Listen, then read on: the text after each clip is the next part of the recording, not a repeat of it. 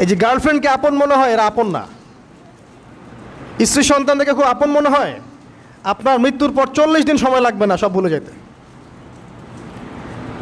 পিতামাতা ভাই বোন সবাইকে আপন মনে হচ্ছে। পিতামাতার স্থান বাবা মার পরে, আল্লাহ রসুলের পরে, সেটা ঠিক আছে, কিন্তু আপন আল্লাহ ছাড়া তারা নন। আপনি তাদের মনোপুতভাবে নিজে প্রতিষ্ঠিত হতে পারবেন না, তারা আপনাকে চিনবে না।